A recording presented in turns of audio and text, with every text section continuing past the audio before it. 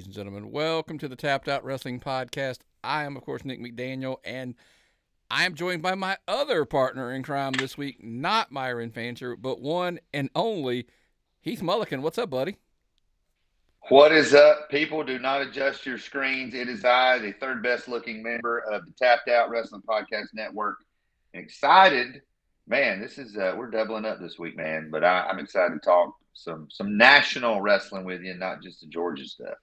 Yeah, man. Look, and we teased it a little bit on the Tapped In show on Monday. And listen, we always try to tell people, like, some people were messaging me on Monday because, yeah, folks, they are members on our YouTube channel over there on YouTube. You know, look, it's simple. The handle's at Tapped Out Pod. Make sure you're jumping over there, liking the page, subscribing to the channel, but most importantly, turn on those notifications because stuff's dropping constantly. And yeah, we had something drop behind the paywall yesterday. So on Monday, think about this, man. On Monday, we dropped the show early. Tuesday, there's another content dropping. Wednesday, you know, if you were behind the paywall, you'd be getting the national show. And it's just constantly, we're trying to drop cool stuff on there. So again, on our YouTube channel and on our Patreon page, of course, patreon.com/tappedoutpod. Mate, you can become a member, get all that cool stuff behind the paywall. And you get this early. So that's kind of the other cool part. You get the show early, and you kind of get our scoop early on into the week. The great thing about Patreon and the YouTube membership is you and I will just on our own have an idea, and because we have that outlet, we can just record it, throw it up there, and a lot of it's, you know, stuff that's behind the paywall, so it's stuff we don't necessarily say on the public shows. And I haven't even really gotten deep into doing stuff like that, but I'm excited. Yeah, so we are too, man. And look, it's going to be a change of pace, obviously, for you. Me and you usually dive down into the indies. And I do encourage you to go back. I thought this episode this week was a really good episode because we mixed it up a little bit and talked about some broader topics and stuff. And follow us on social media, too, at Tapped Out Pod everywhere. So to this, before we started, believe it or not, Heath, I'm going to surprise you. I was running everything through the clip maker, and it generated quite a few really good clips that I'm looking forward to dropping over the next week on social media as well. So, and the cool thing with that is, you know, we're tagging these local promotions, and they're starting to pick up, starting to share some of our content because we're trying to put these promotions over. It's a good partnership. So, awesome stuff. Yeah, but look, let's jump into the national stuff this week. Doubleheader weekend on PLE/pay-per-views this weekend. And I thought going into Tuesday, hey, it's going to be coasting out. I had started the notes and everything and not realizing NXT was going to go off the chain. And we're going to talk about that a little bit as we dive deep in there. So let's start backpedal up to, you know, a lot of the news started on Saturday. King of the Ring, Queen of the Ring over in Saudi Arabia. Before we dive into the meat and potatoes of it, any general overviews, thoughts that you had on the PLE?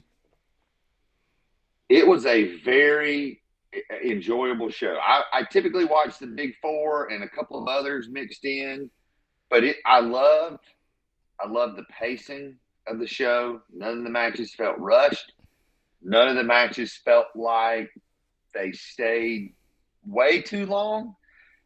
So I told you this, we won't dig too deep. I like that these two companies put on entirely different pay-per-views. Mm-hmm. They feel different. They look different. Like I said, WWE, that's a tight pay-per-view. AEW, not so much. Yeah. But I really enjoyed King and Queen in the Ring. I thought it was really good. Well, we'll get into, like, and hey, this is as good a spot as any. We'll try not to go to the side, and the other side of this, 5 matches. Like, yes, you know, it's like, hey, we're going to give you a 2.5, 3, you know, we're going to keep it under 3 hours. And here's the thing, by the way, my big plus, typically, not always, typically with WWE, the matches that should be the long matches are the one that are the long matches. I pulled them up just because I wanted to have them in front of me. Uh-huh. Cody and Logan Paul, 24 minutes for the world for the WWE Championship. Okay, that kind of makes some sense, right? Mm-hmm. By the way, Not once did I ever think that match felt like, man, this has gone way too long. Never. I'm telling you, we'll talk about Logan Paul a little later. Yeah. And then the other one is Gunther and Randy Orton went 21. Right. Okay, that's that. You know why? Because two of the best in the game in the sport, right? How long was the Intercontinental title match? The triple threat was 13 minutes and 39 seconds. Okay, that's about right. I mean, yeah, that was the one match where I started to feel the time. Yeah, I really enjoyed the match, but it was one where it's like, okay. And then about the time I started feeling that, they went home, right? That's right. The women's title match was 15 minutes. That one I thought for a minute, I was like, oh, this might, and the exact same thing you just said for the Intercontinental happened in that one to me. I thought, all right, we're starting to, and then they literally within the next 60 seconds, they went home, and I was like, all righty. So, like I said, good job. And by the way, protecting Nia Jax under 10 minutes at 9 minutes and 38 seconds, you know. So kudos to them. And I think that's the strength that I think we're going to discuss some of this in a minute. That 5-match, 2.5, 3-hour PLE, 2 thumbs up. That's what I'm just going to throw 2 thumbs up. Yes, absolutely. Absolutely. But let's dive into, like, because you know us guys, we're not typically like, hey, this happened. We're not recapping. We're kind of like, okay, this happened, but what does that mean going forward? And we discussed on the national show last week, you know, this show, what would we made some predictions, by the way. I predicted Gunther on the show, and now full disclosure here, I thought when Randy Orton made it in, hey, this might change my positioning, and I might actually think Randy, because then we get Randy Cody at SummerSlam. Mm-hmm. I still, by the way, think we potentially get there. Right.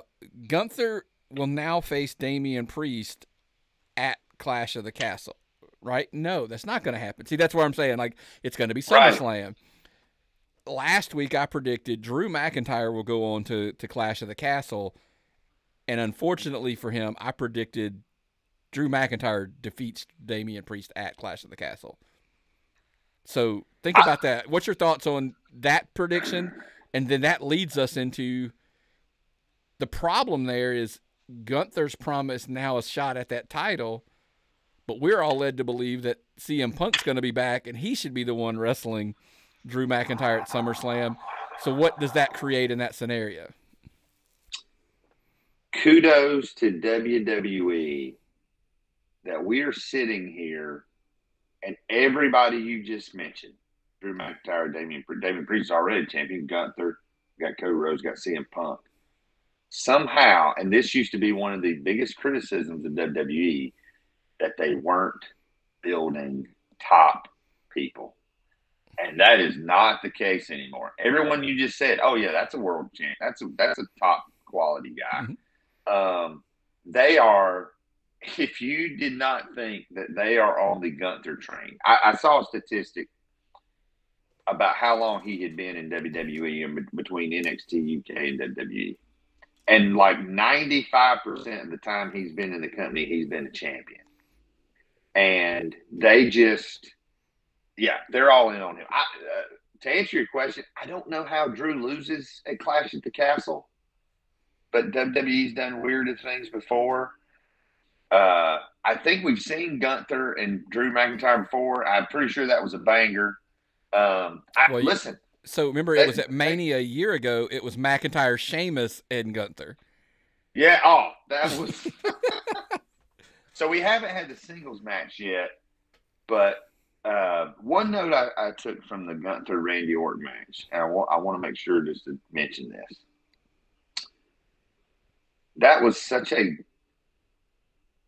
it had an old school feel. I think Corey Graves and Michael Cole, now that they don't have that constant voice in their ear, they are hitting on, like, I thoroughly enjoy. I used to not enjoy Michael Cole, but he's like a totally different person now.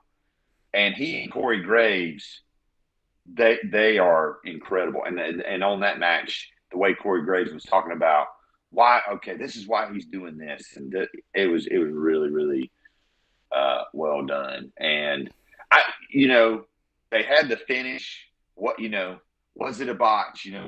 Were his shoulders supposed to be down, or were they leaving the door open? They could always do a triple threat, so Gunther doesn't have to take the pin. Who knows? Who knows what they're doing? I'm all in for it, though. So my prediction was, I believe, just for whatever it's worth, I know Triple H did a video interview, whatever you want to call it. They released it on social media that he felt like, look, referee's decision is final, but maybe when Randy's healed up, there's a rematch of some kind, potentially for the King of the Ring. And so my question is, do we eventually get to some type of a rematch? Randy gets a win, and then that's how we get Cody versus Randy. Yet they can't take away Gunther's earned shot at SummerSlam. So we're going to make it, is it Punk, McIntyre, and Gunther in a triple threat at SummerSlam for that title? And that's how we get we can justify all those pieces falling in to where we eventually want them, I guess. But got to remember, folks, there's a PLE in between, I believe. So, I mean, there's another one in between. Yeah.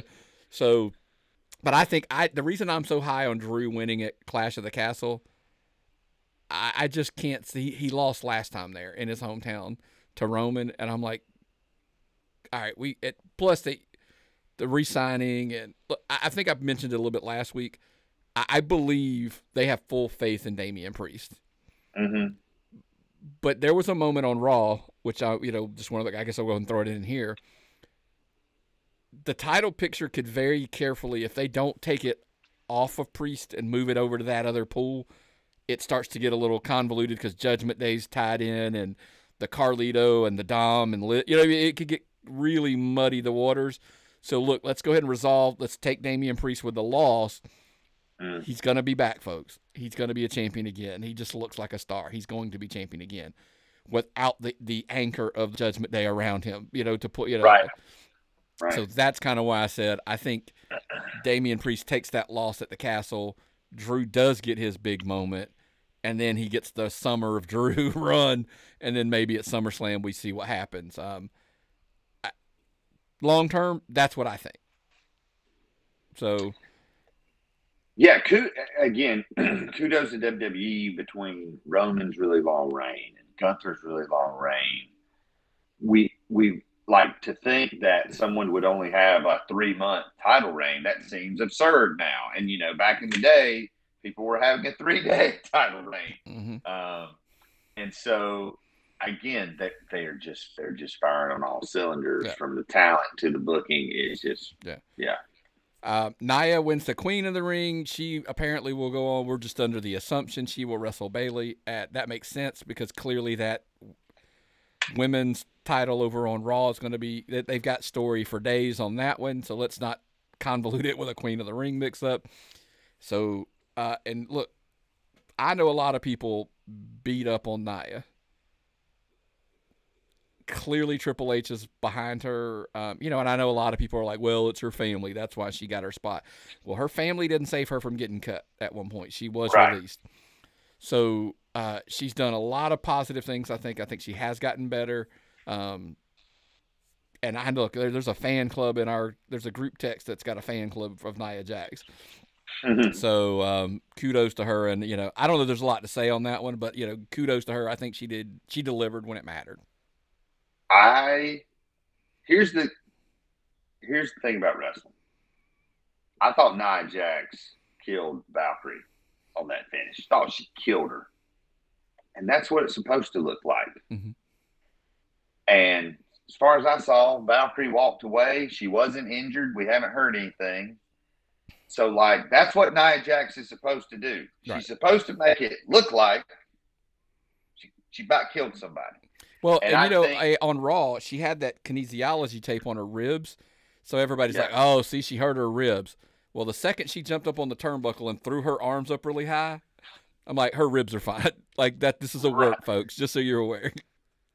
Right, yeah. And Nia Jax very much improved, and I thought they worked that whole match, like you said earlier, they worked it to her strengths. Mm-hmm. And that's just good booking, and that's good agenting right there. Well, speaking of which, let's go what we thought was the gem, obviously, of the show. There's lots of layers to this onion. Cody versus Logan Paul for the WWE Universal Championship. First of all, Logan just continues to deliver in the big moments. If you're out there now and you're screaming and shouting that he's not any good and he doesn't deserve anything, just turn the channel. Because, like, dude, I promise you, he is nailing it on anything they've asked him to do at this point. And I get it. People are going to make this case. Well, they're letting him work at the Performance Center with his guys, and they're planning all his matches and prepping his matches. So what? It's super smart. It's a smart thing to do, right? Mm-hmm. Let me tell you, if I'm an independent wrestler and I have gone to all the schools and I've been working the local shows, and then I see Logan Paul. Logan Paul is a freak of nature. You and I both know how hard, difficult professional wrestling is. All of it. The emotion of it, the physicality of it, the athleticism of it. And Logan Paul, it's just like, yeah, I got it. That frog splash he had, and I know you want to talk about the drone shot, which that's already got to be, without even thinking, a top 3 wrestling shot of all time. And what made it is Logan hit it perfectly. If he messes up any part of that move, if the table doesn't break, all of it, it was about as perfect as something could have been. And the crazy thing, like I said, so when that shot came across on social media, I shared it. Like I said, immediately I shared it. And then yesterday, as of recording, so that would have been on Tuesday, a post comes out saying the thing had over 40 million views across social media. That, by the way, folks, that's why Logan Paul's on your roster. Just so you're aware, that's why. And then we find out, of all things, like, because the dude gets it. Apparently the drone shot was his idea like a year ago. Like, he's messaging out trying to get this shot done with a drone circling around. And I agree. I mean, there's a podcast I listen to called The Rewatchable, and one of the awards they give away is like the most cinematic shot of a movie. Right. And it's like, this is it, folks. Like, this is something that, like, somebody that comes from outside of wrestling, Kevin Dunn is fantastic at what he did. I'm not knocking him in the least. But it's somebody like the guy coming over from ESPN saying, all right, let's try it. They're literally just trying things. And if things don't work, they go, okay, we don't do that again. And then, but if it works, we're going to roll it. What are the odds, Heath, that we see another drone shot of some type of a thing? Do you know where it's probably from? Somebody jumping off of a cage or somebody, something like that. That's where we're going to see it, where it's something that's like, we've never done this before, but now that we know we can do it with something like that, let's imagine if the drone dropped inside the cage, was inside the cage flying, they take the shot, and then the drone flies back out. Something like that would just be, like, insane. War games. They don't put my word. They don't put a top on their war game, so they can actually drop it in and move it around and stuff. Phenomenal. But, like, that's, again, folks, why he has this position. He gets it, and he thinks outside the box. Yes, and you could make a list of 10 things not to like about Logan Paul, but he like you said it, he gets it. He gets the branding of everything, the marketing of everything. And that's going to, that could very well end up being the most watched clip in wrestling history. As far as like it's just absolutely incredible. And I'm sure he watched it and thought, okay, how do we take this to the next level now? Correct. And it's probably going to be in one of his matches. He's going to come up with a way. He's like, hey, I got a spot. Let's do that. Right. But again, you talked about it, like a lot of people don't like Logan and for whatever reasons. One of the reasons was, why is he getting a title shot in Saudi? Like, why does he even deserve? He doesn't deserve. I'm like, well, which is kind of ironic considering he's the U.S. champion. I'm kind of like, doesn't he? Right. Right. But okay. Right. But here, look, the real reason why it's gonna move us into our next topic was he got the shot because the Saudi government or the entertainment commission, whatever they're called over there, they wanted him there. He's been in high profile matches on the last. This is be the third one consecutively that he's been on. And they get what they want. Now, the word coming out over the past few weeks is like this. It's an expansion of a deal. It's not an extension, by the way. I want to be clear. This is not an extension of their current deal, but it is an expansion on the deal that they have with the WWE TKO has with Saudi Arabia. To the point now, the rumors are, hey, they might get a WrestleMania or a Rumble or something of some kind. We're going to keep this short and not go super long, and I'll tell you why. Behind the paywall, it dropped yesterday.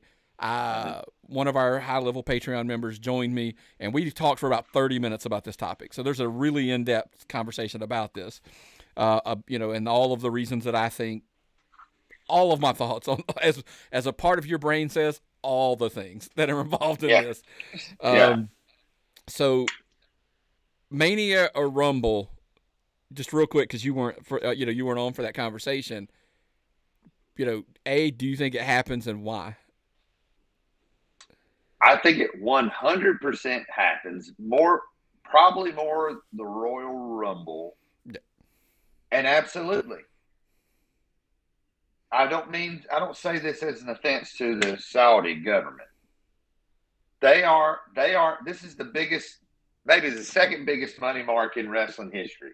If we had a money mark for a local show, if you and I had somebody, hey, I'm going to give you $10,000. I really want you guys to do a show, but I want your main event to be Wrestler A versus Wrestler B. Wrestler A and Wrestler B may not be on our list, may not be somebody we want to book, but if the money mark paying the money tells us to book Wrestler A versus Wrestler B in the main event, guess what the main event is going to be? And so if you write a $50 million check, you too could have your very own WWE show in your backyard. Well, and here's the thing, because there was a graphic, and I discussed this on that special. There's a total of every WrestleMania ticket ever sold. And by the way, I didn't at first. Here's the crazy thing: I didn't get that it accounted for inflation. And, oh wow! And it was like $338 million for every ticket ever sold. By the way, this past year it was like 39 million. Yeah, they've run 11 shows in Saudi. They've made $550 million. And you look, the easy answer and the easy go-to is, hey, it's because of the money, right? I agree. That is the easy answer. So they're going to get whatever they want, especially considering if the expansion is like, we're going to, instead of pay you 50, we're going to pay you 75 to bring the Rumble here for that show. Sorry, folks. Royal Rumble's going to Saudi because they can't. Yeah. They're not going to make that here. They're just not. They've already announced a 2-night SummerSlam in 2026, 2 years from now.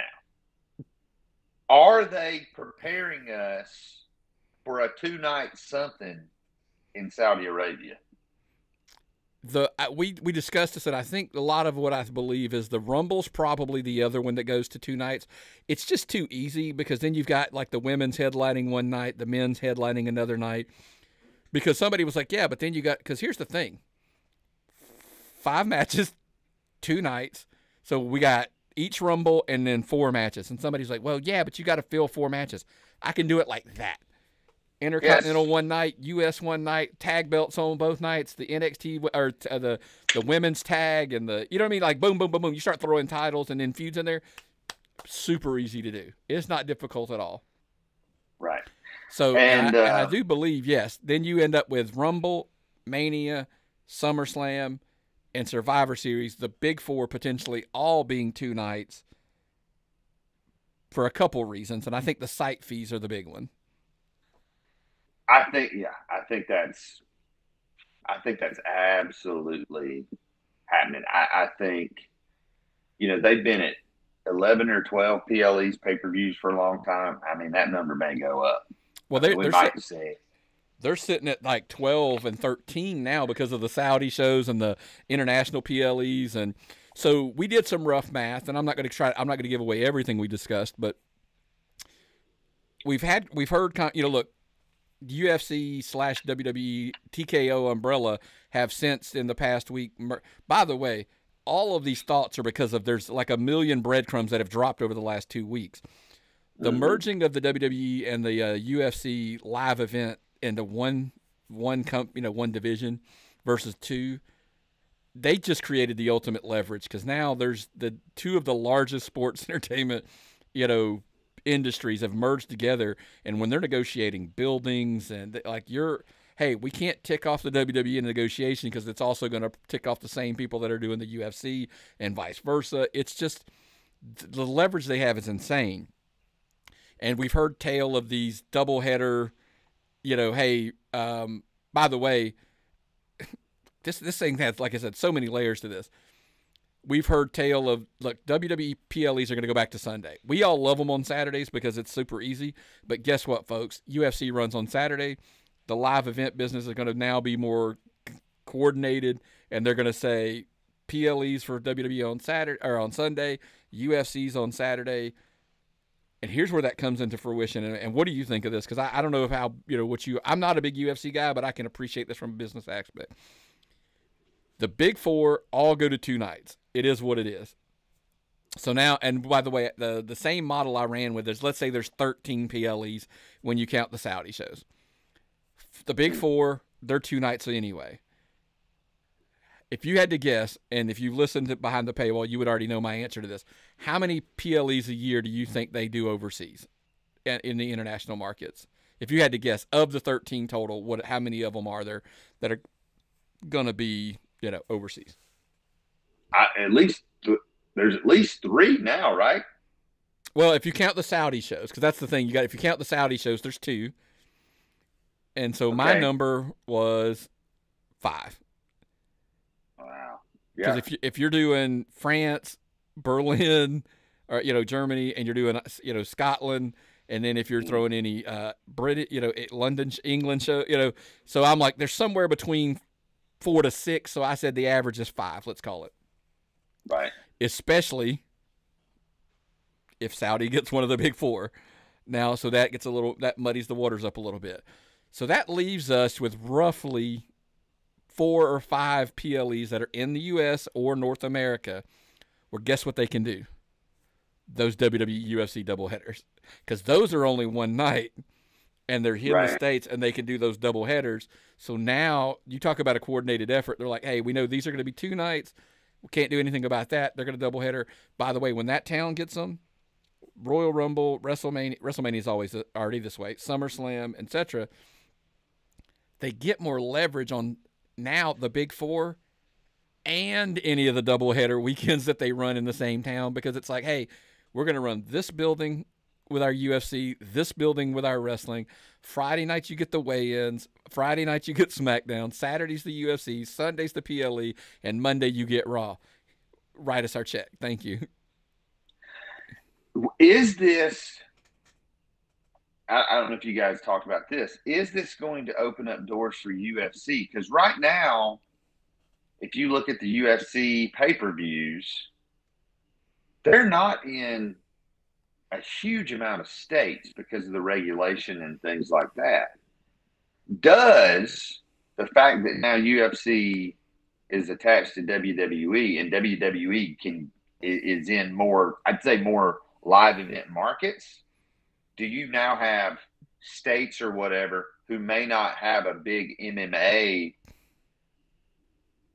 foundation that now they're like, oh yeah, let's figure this out, and now you're opening doors for UFC to get into buildings and states that they've never been in before? Potentially, as long as the regulations are something they can deal with, which they handle them everywhere at this point. But by the way, I want to be clear. I don't mean only those doubleheaders happen in the United States. Saudi gets boxing. Saudi get, they get. Yeah. So hey, think about that. We're going to Saudi, folks. And on Sundays, the PLE, and UFC is going to run a fight on Saturday. Wow. do they throw up any more? Because they already have deals. Like that's what I'm saying. Like there's all these things that are opening up because of the negotiating power. But look, that's not the only thing changing, man. Look, we rolled through that week on WWE. We're like, hey, man, that's a whole lot to cover. There's a lot to get into.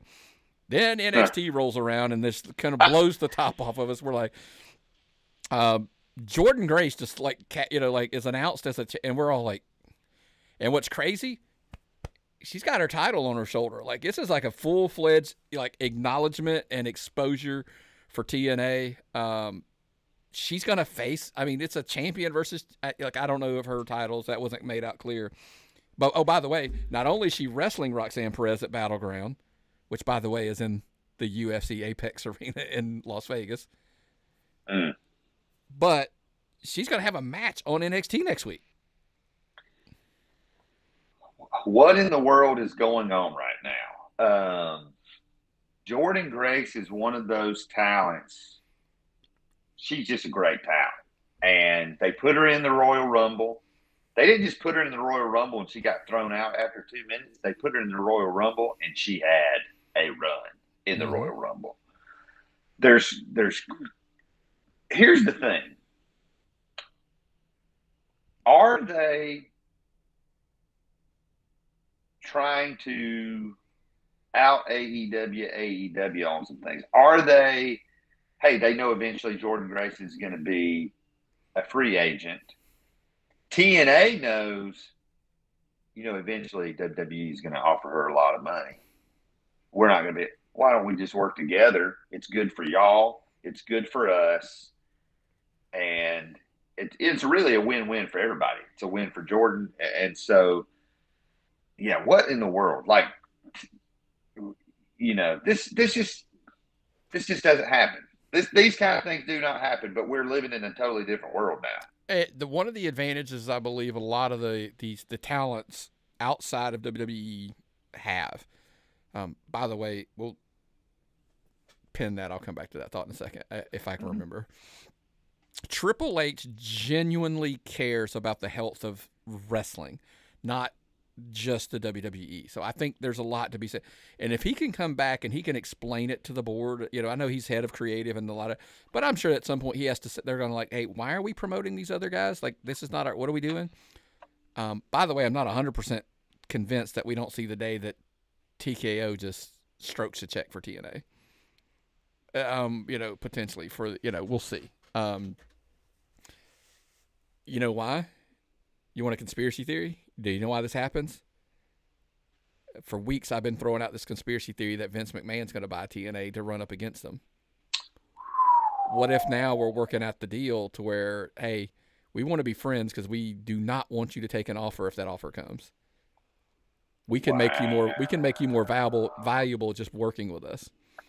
And so the company might go, oh, wait. Especially if we work out an agreement to where in the future we'll put you on Netflix, something like that. We can help you cut out a deal where we'll use it some of as our content because they need there's a lot of guys that are in WWE that they could really use.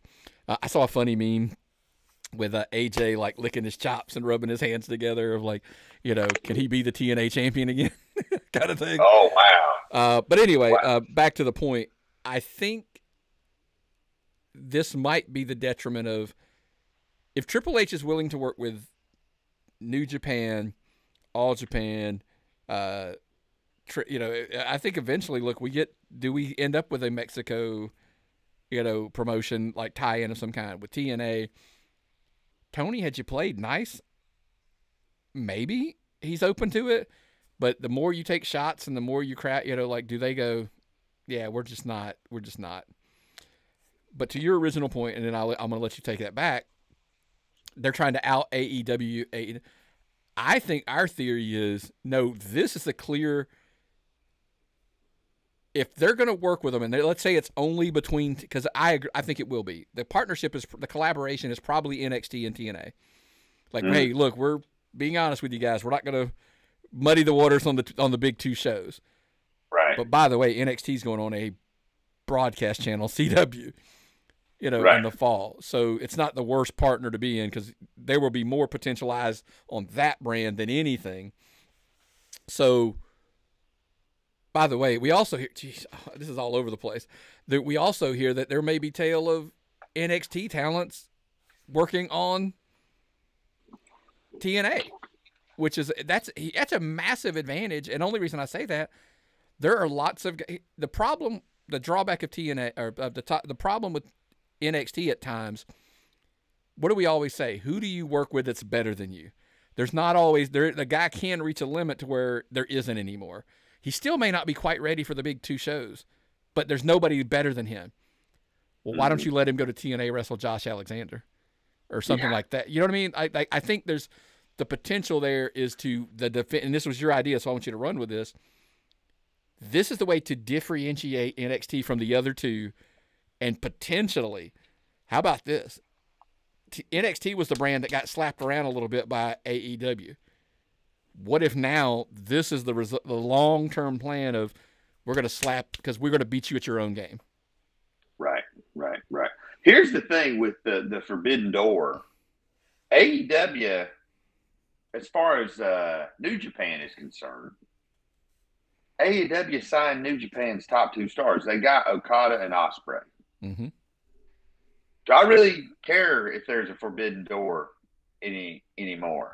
Like, they've got Naito and Tanahashi and there's different.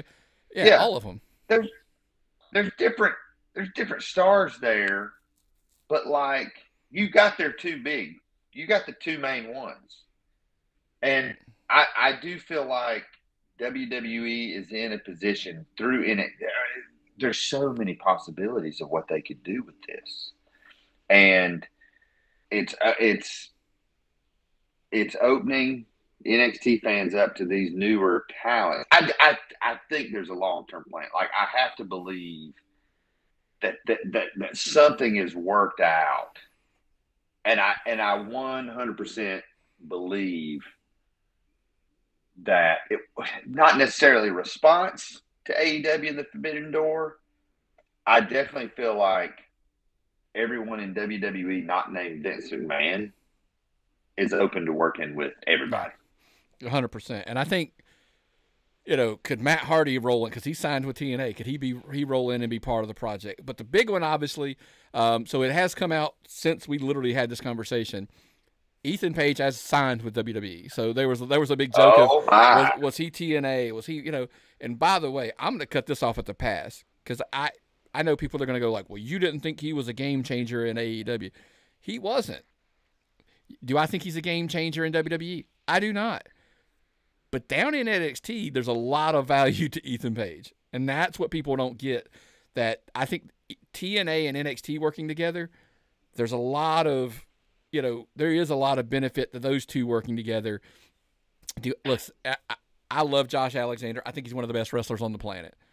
I don't think there's much value right now if you threw him on Raw. That there's no value to that. Not for the WWE side. But so they're being very selective of who you take back from AEW and move them into NXT. If they're willing to accept that role, I think there's a huge value there, and I think that's what Ethan Page's value is for WWE. Can WWE? I 100% believe they are trying to position NXT as a standalone brand. Mm-hmm. In that, does WWE try to? Raw's going to have certain twists, certain things. Smackdown. Are they going to try to do things where the rosters are already a little bit different? But what other tweaks can they make where when you watch this show, it's different than these other 2 shows? Again, it feels like they have a blank canvas and they're playing with a lot more paint options than they ever have before. I agree, and it's kind of scary, to be honest with you, man. That they've got. Well, speaking of scary, man, before we get too far into our next topics, because we are going to dive into a little AEW talk and the Double or Nothing pay-per-view that went on, let's look. We're going to put a little plug out there for our buddy William over at William Scary Things. Make sure you're going over to his YouTube channel. Do the same we always recommend with ours. Like it, subscribe to it, turn your notifications on. It's got some really cool stuff, and if you're into that kind of stuff, check out William Scary Things. Are you a fan of the strange, mysterious, and unusual? Do you enjoy stories told firsthand about creepy experiences? UFO encounters, ghostly apparitions, near-death and afterlife experiences, even parallel universes? Well, if so, you need to check out the YouTube channel William Scary Things. It is a new, albeit determined channel. William was influenced as a kid by books, movies, stories, all that were passed down by his friends and family, and they all had a creepy theme. What started out as a scary story narration is now a long-form interview process with people who have experienced weird and unusual things firsthand. Do you want to hear about a house with the former owners that were laid to rest right in the front yard? Yeah, told by yours truly. Well, if so, William Scary Things has you covered. How about a witness to the Phoenix Lights, probably the most renowned UFO sighting in modern history? Maybe you want to hear about a first-hand encounter with a ghostly apparition late one night with a photo to boot. No problem. William's got you covered there too. Were you a fan of the Scary Stories to Tell and Dark Book series as a kid? Want to learn more about the Solway First Spaceman? Well, if so, it's all right there. So head on over to William Scary Things and check out his latest episodes and give him a like, subscribe to the channel, heck, leave a comment. Trust me, there's nothing to be scared of. That's right, man. Check out our buddy William over at William Scary Things. Look, it's creepy. It has some moments. And look, there is an episode where yours truly stepped in and did a co-host, co-star, guest appearance, call it what you will. And that was pretty fun to do. So check him out. Like, subscribe, turn your notifications on, all the good things like you should over on YouTube. Well, man, let's keep it rolling and dive in because, we're running long. Look, me and you get together, it always runs long, so it happens. But AEW had their big pay-per-view on Sunday, Double or Nothing. We both had a chance to watch it, obviously. Total mixed bag of a pay-per-view, in my opinion. I'll let you start. Other than that, what were your overall thoughts on the show? So I think since AEW started 5 years ago, I have watched all but one of their pay-per-views live. And what I loved about this weekend, I said it earlier, two completely different shows. The King and Queen of the Ring did not have a train wreck match. It had 5 well-planned matches. When you watch an AEW pay-per-view, there's going to be one insane car crash match that Jim Cornette is going to give him a heart attack or whatever. And then I just enjoy it because it's different. We've never seen stuff like this from a major wrestling company. And the fact now is when AEW first started, they're having these car crash matches with not as good of wrestlers. Like, did you ever think you'd see Okada in an Anarchy in the Arena match? No, We've never seen that from him. No. And people's like, oh, they're burying Okada. He looks like he's having the time of his life to me. So to say that were there times that they're long, like pack a lunch when you watch an AEW pay-per-view. But if you can't tell by how excited I am, I just enjoy AEW pay-per-views. I wanted to double check because I wanted to make sure I was accurate. You want to talk about long? All of the matches on this card, do you realize there was not one match under 10 minutes? Not one. Right. That's tough. I mean, really, really tough. By the way, they had 3 over 20. Yes. I know we were going to talk about this a little later.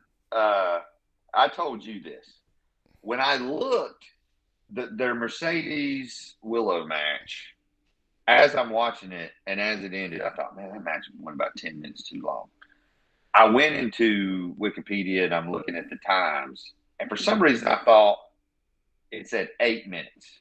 I'm like, how did an 8-minute match go? It was 18 minutes. Right. And so my first thought was, right, that match went about 10 minutes. You cut out 10 minutes of that match, that's a good, nice little match. But you add that 10 extra minutes, you've lost me. Do you know why you lost them? Mercedes Moné I think can possibly handle. I don't look. It's her first match back. Maybe she could. Maybe she couldn't. Maybe she was part of the problem. I don't know.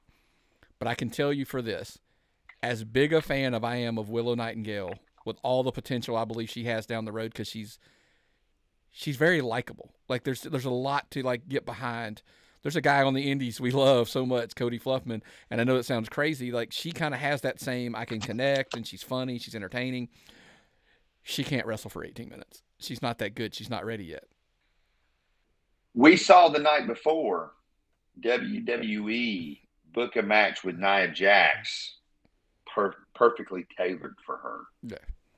AEW, and they've got some of the best agents in the world, or do they? They have not learned how to do that. In 5 years, they have not learned how to, we're talking about the company that tried to put Joey Janela out there and have him wrestle technical matches with people. They've got to figure out, they've got amazing talent, but they have to figure out how to utilize them. And all the talents have to realize, you know what? We don't have to go out there for 15 minutes. We can do this in 8 minutes. And, could totally agree with you. And they got to figure that out at some point. And look, it's you said there was two. We're going completely out of order on the notes on purpose here, by the way. You've talked about, like, car crash matches. Hey, you're going to get one. No, you get two. Okay. He will forever be Edge, by the way, in my take. Edge and Edge has the match versus Malachi Black. They car crash match, cage. There's all things involved. Oh, and we got the Anarchy match. So there's your two car crash matches just in general, right? But I want to specifically talk about the things that because I'm going to end on the headline note there. Mm-hmm. Gangrel was cool. It was cool to see Gangrel. All of that stuff was really cool. I thought they did a pretty good build with the bloodbath. They pulled that off on the TV show this past week. So I thought that was cool. But it was funny. It hit social media. You talked about there was an indie show that we went to and I'm drawing a blank on it, where you brought up, why was that match over? Why was that match not? Why did that happen? That didn't make it like that. Wait, so the match is over? That kind of thing. When Edge goes out of the cage, why was that match not over? Like, we have preconditioned that's the end of a match. In a cage match, the guy gets out of the ring, or he gets out of the cage, the match is over. Everybody, even in the crowd, thought it was over. See, I'm the opposite. I did not think that. I think that is 100% a WWE thing. And so if I'm watching a cage match, I think we were at a local show and the guy won by escaping the cage, and I didn't like it. I'm like, no. The whole point of the cage is you stay in the cage. Right. So I had a totally different take. I thought it was this cool spot. It did not even cross my mind when Edge went out the cage. That match should have been over. And I wanted us to disagree. I knew you were going to disagree. And the reason I wanted you to then, though, however, but that wasn't clear. Like in the announcements, it needs to be made. Yes. Pinfall or submission only, or the escape of the cage. Like, hey, tell me, because we're older, so we kind of have that thought. I'm such a fan of WWE that for the last 30 years, that's what I've led to believe that does end a cage match. Right. Do you know what it screams? What's that? You're not even attempting to catering to a casual fan, because a casual fan 100% thought that match was over. See, here's the thing, though. One of the three other reasons I wasn't thinking escape the cage is the top of the cage was wrapped in barbed wire. So it was almost like you can't. No, I agree. You physically can't escape this cage. I'm going to be honest. I think you said this match went 21 minutes. It went a little long for me. I didn't know till reading these notes that Edge, I was off social media last night for a little bit. But I didn't realize Edge had gotten hurt. I thought when he did the spot off the top of the cage, I'm like, man, he could have broke his leg. Well, apparently he did. like I saw him come off, and he's such a pro. He has taken so many insane bumps, and I'm just curious, and I'm sure in some interview or a podcast he's going to talk about it, but like he just kind of held back. He didn't, and that's when you get hurt in wrestling. So he made the announcement on social media, sitting out on his deck at his, mountain cabin and, with the cool backgrounds, and basically told what happened. And he's like, hey, look, my brain sometimes doesn't comprehend what my body can't do anymore. So, like, I try, and here's the thing. I'm going to take a rare stance. This would not be something that people are going to expect. I stand behind the decision for that spot. A lot of times I would be like, that spot wasn't necessary. Why did you do that in AEW? There's a one on the show that I 100% think was, yes, that should not have happened. But, I mean, look, he said he's been feeling great. Everything's been going good, so he's been working regularly. So, and that match is a match that, yes, it calls for something like that. It does call for like, hey, we're going all out and we're going to make this thing, something to remember. Things happen in wrestling. And that's one of those things that I'm like, look, stuff just happens. It is what it is. But I'm not going to sit here and beat him up in that particular case for taking that chance. What was crazy about that spot? We see it all the time. We saw it in one of the other matches where the table didn't break. Maybe that was in the Jericho match. Edge did not hit he hit maybe 25% where his elbow kind of hits Malachi. The table broke. That's what you're talking about coming off the top of the cage. So, like, you saw the impact. It was. I'm curious what they do now with the TNT title. I'm curious. It'll be interesting to see. And any injury is serious, but that's one. Did he say he's going to have surgery or anything, or is it kind of going to heal up? So, he is going to have surgery. So he's out for a while, and there's no timetable, but he's going to be out for a while. So unfortunately, and it goes back to, like, I know a lot of people are going to beat up on him and say, like, hey, this is why they didn't want you to wrestle full time in WWE and da da da. No, this one, dude. This is just stuff happens in wrestling, and I'm going to move past it. So now that is not the case for when you're setting people on fire, with a flamethrower. I get fireballs, and there's certain moments. I'm gonna let you start because I don't even know how to react. Like, dude, just a flamethrower and setting a guy on fire. When Darby Allin came out with the flamethrower, I was like, what's he going to do with that? And then he set Jack Perry on fire. Did I dislike that spot? I would have to say, no, I didn't dislike it. Would I have done it? Would I have said, did I think it was a great idea? No. I thought they did it. If you're going to do something ridiculous like that, they obviously had everything ready. That we're going to do this ridiculous thing. We're going to do it as safely as possible. So I want to insert here because I don't know if you saw this. I read an article about particularly how they pulled it off. So you remember him and Darby were wrestling in the back, and he threw him in the water. Yes.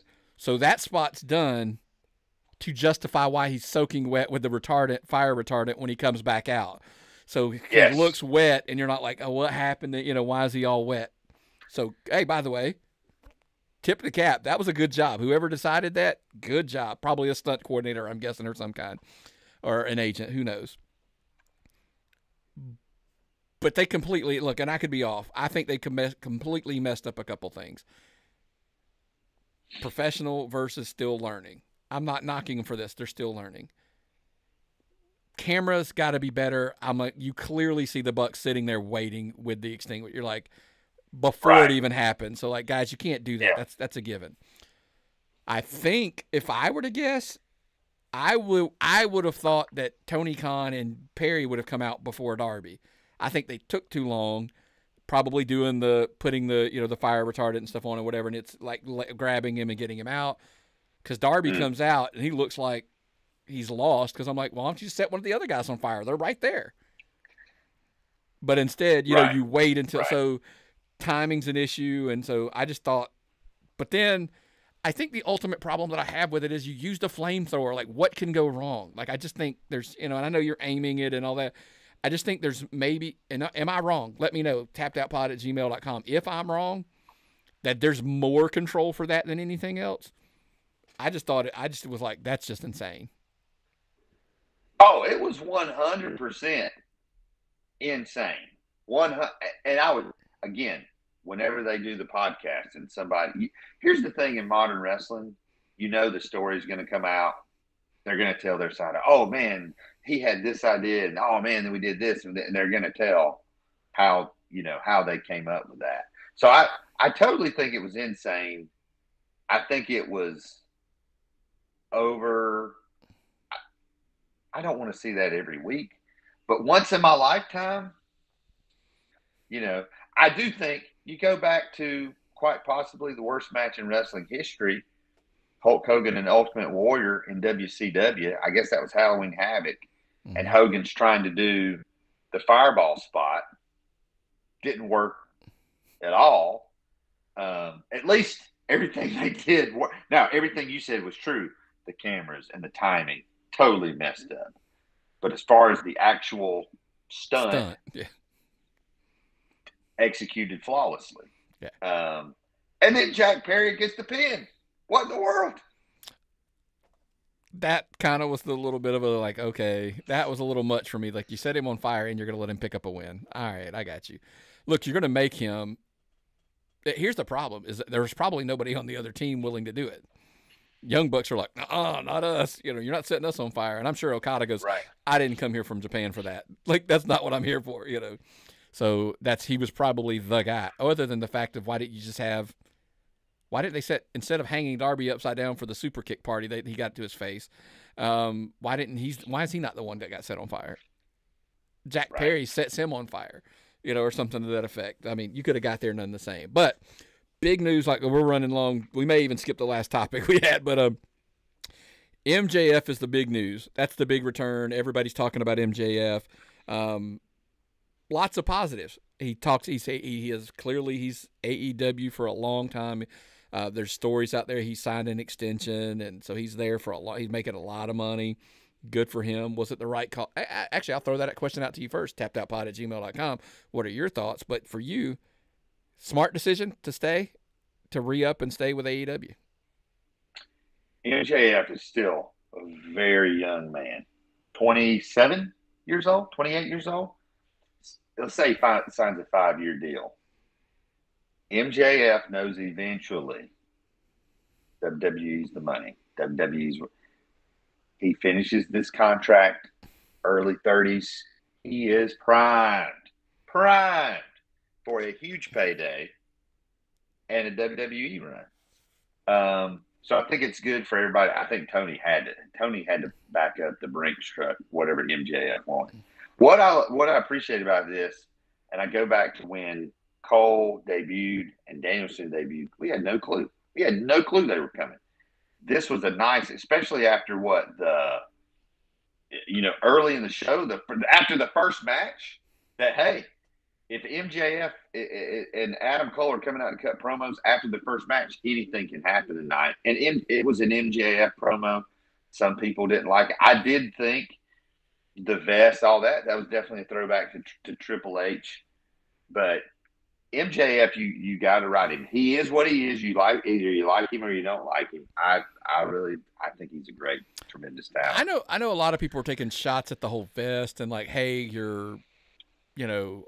I'm like, he's just paying homage. Like he's a fan. Look, he's a buddy of Cody's. Everybody knows that. Yeah. He can respect Triple H to no end. I mean, it just like, look, they're in different companies. Stuff happens, right? It just. By the way, I don't think he was crazy enough to sign a 5. I would think a 3 probably screams more like what I could be comfortable with. I know Eric Bischoff went on blast about like he should not, he should get away from there's no reason he should have stayed. He should have moved on and went to WWE just for the, because it's not about money. Sometimes it's about the best career decision. I beg to differ. There was a part of me that says, look, I think you've got more opportunities to be the top guy. They're not going to push you down like they do a lot of guys because of what they're going to pay you, whatever. And I think there was an opportunity. He could have gotten lost really fast because there's a lot of guys that are, I'm going to shock some people. There were a lot of guys that I think for a WWE system, there's a ton of guys that are head and shoulders above where he would be if he moved over. Could he accelerate quickly and get up there? Yeah. But he's got to get through those guys in front of him, whereas over in AEW, he's the man. He is the guy.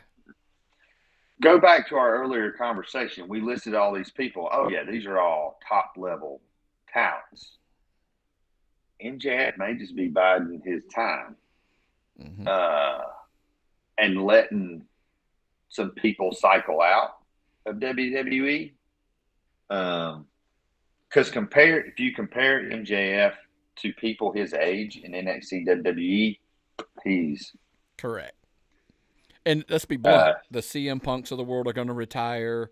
There's, especially if you signed a 3-year deal, you got to in your brain project out 3 years who's going to retire.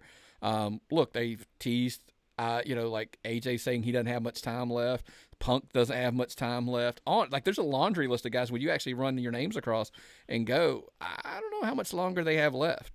So, right. So he 100% may be accurate.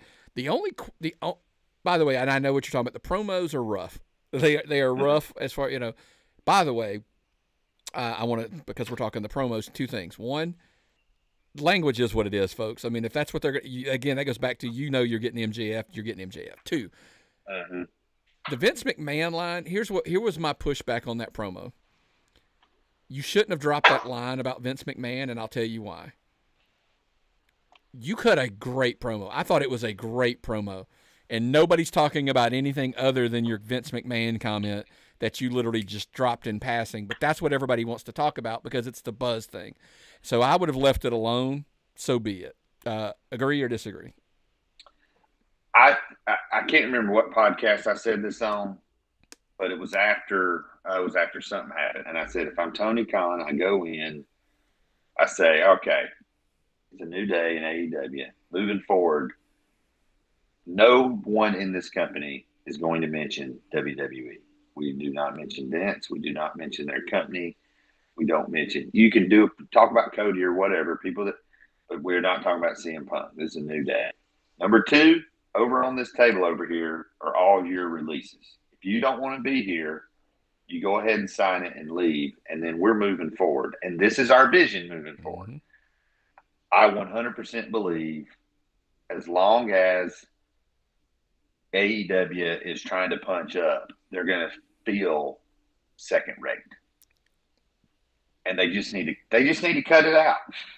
Correct. And then speaking of second rate, this is the one that just stung me for some reason. Adam Cole, baby, is going to be the next guy that elevates AEW. He literally just got tappedoutpod@gmail.com. Share your thoughts. My take, MJF killed him. Like that coming out there, the hug, the kick. Look, I get it. You're going to try to give me a story of the comeback and all that, and I understand that. But if you've got to now insert Cole back into an MJF story because MJF's promo basically essentially cuts like, hey, I'm moving on. Like, I'm done with the devil. I'm done with all of that. I'm going to be the top guy. So if he's done, now this is kind of where I think this is the disclaimer. If he is legit done with the Adam Cole story and he's jumping on and he's chasing world titles, he killed Adam Cole.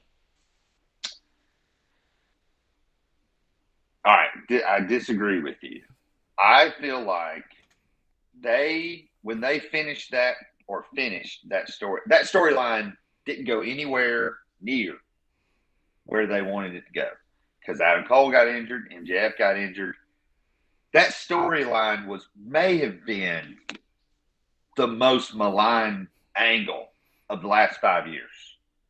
So for me, the fact that we saw MJF get his hands on Adam Cole, to me, it gives them both a clean slate. No one wants that. No one wants. I mean, it could have been good if they'd both stayed healthy the whole Devil storyline. But we're all like, hey, we hated that.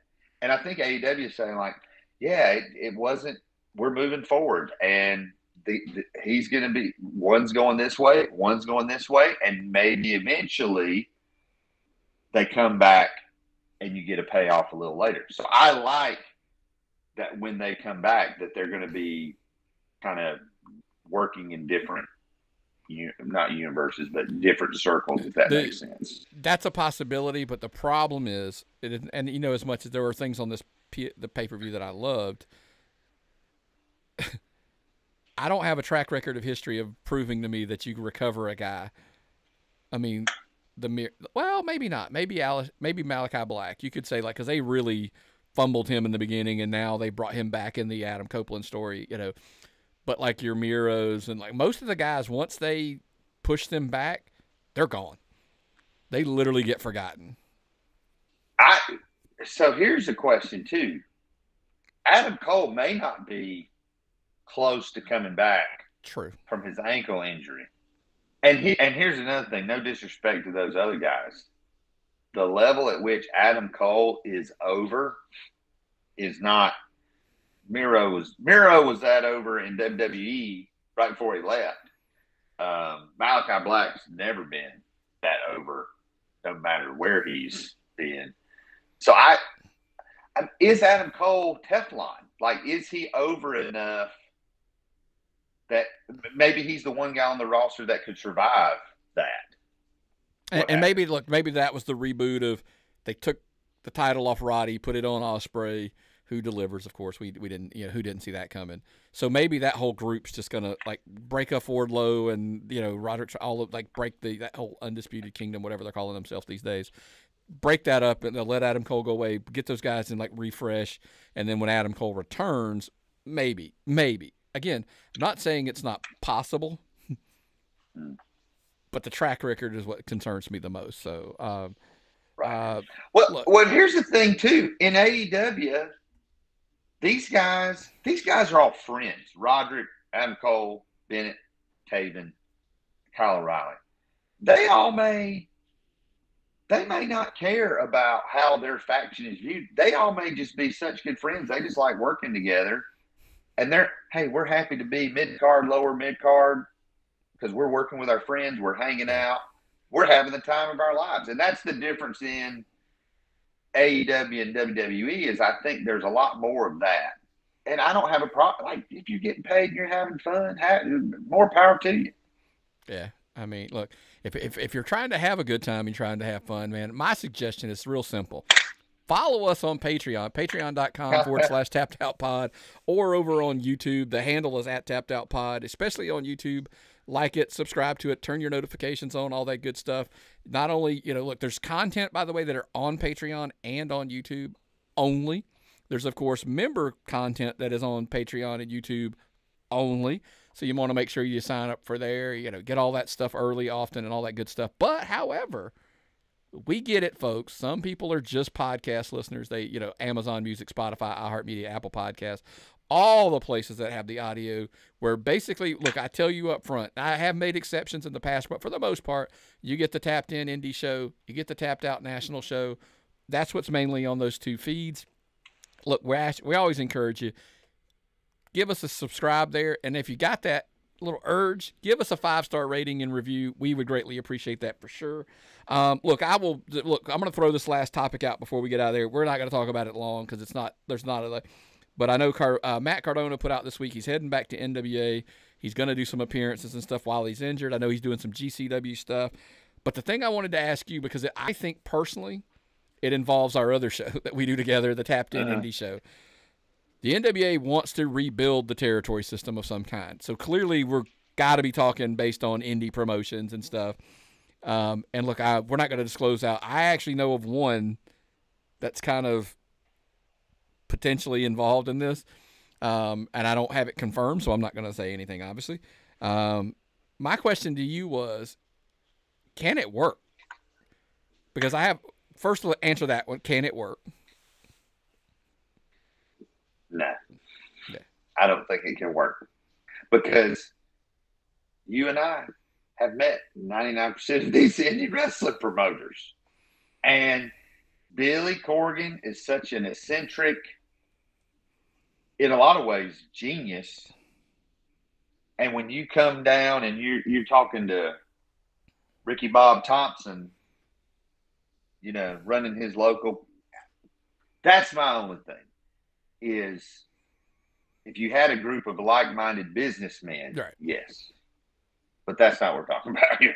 And as a whole, no. But I know, like, he's partnered with, like, I think Kinsey Page Henry has a promotions. EC3's got a promotion. My question, as it all comes back to, is this.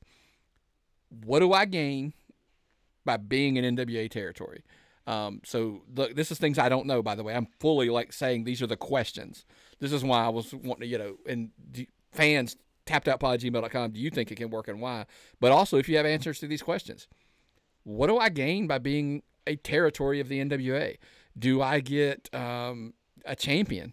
Do I get, like, here's the disadvantage that, like, let's say X promotion in Georgia becomes one.